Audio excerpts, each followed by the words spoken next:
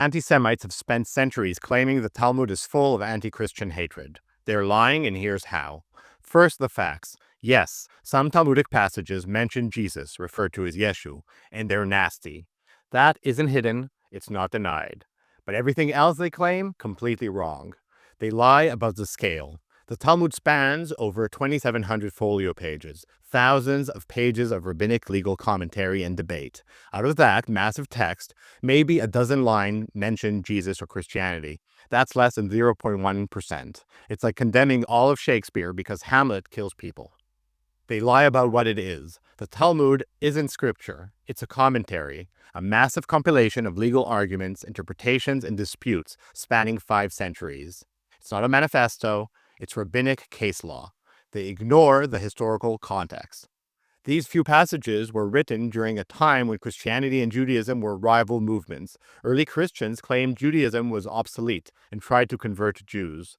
Some rabbis pushed back. That's not hate, it's theological argument.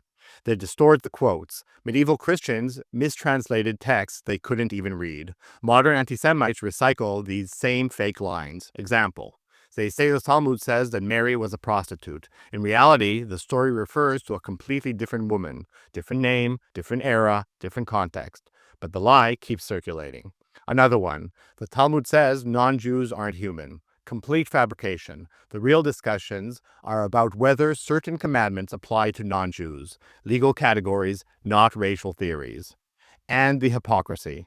The New Testament contains far more anti-Jewish content than the Talmud has anti-Christian material. Jesus calls Jewish leaders sons of Satan. Paul blames the Jews for Jesus' death. Revelation talks about a synagogue of Satan, but somehow that's called scripture, and Jewish responses are called hate.